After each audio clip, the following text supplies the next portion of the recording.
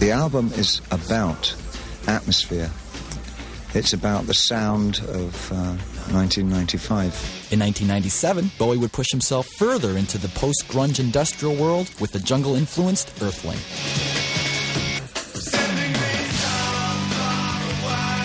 Since the early 90s, I was really impressed by what was happening in London with this new music at that time called jungle. And I touched on it on the Outside album on a couple of tracks. And I wanted to kind of create a hybrid with jungle and rock. I'm afraid of Americans. I'm afraid of the world. I'm afraid I can't help it.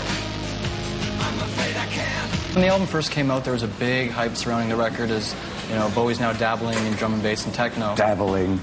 It's techno influenced. There's a great mix of the organic sounding guitars of Reeves. Yeah, well, I think what we're still doing, is really unlike anybody else. It's certainly influenced by dance vocabulary, and we would be the first to admit that. But we like that kind of, particularly the drum beat side of it, very much indeed. But I think what we're doing, the hybrid that we've created, is, I feel, a very positive direction for us to go as a band.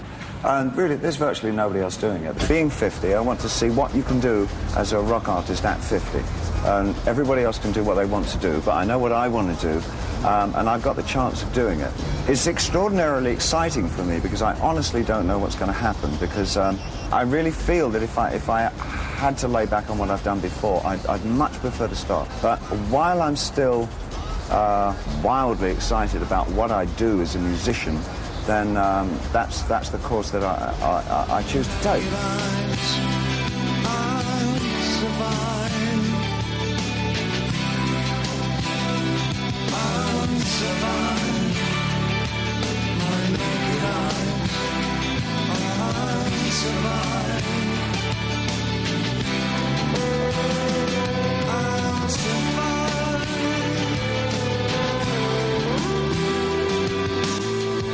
Still to come on, the story of David Bowie. When somebody does like what I do, I mean, that's always, like, really rewarding, you know. You think, cool, that's really good, they really like that. That's good, I won't repeat it then.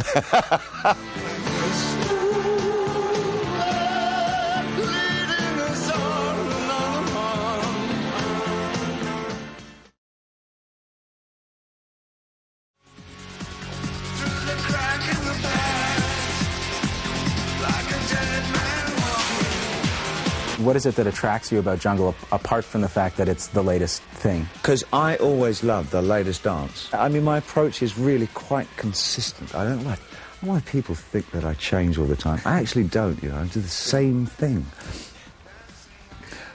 I really do. I mean, I tend to, whatever it is, I kind of tend to stew it in this kind of vaudevillian-based English idea of pop music. It's rock meets pop, it's soul meets pop, it's in all its Dickie Pride tackiness. Mum, I'm 50. You still got a funny haircut.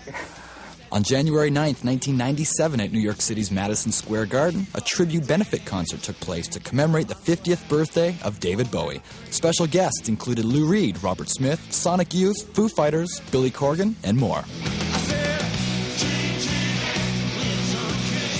You take a band like Sonic Youth, I mean, he was doing atonal stuff in 1980.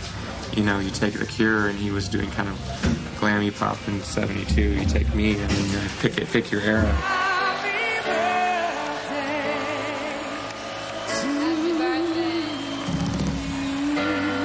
I'm enjoying it so much. I'm going to do this every year.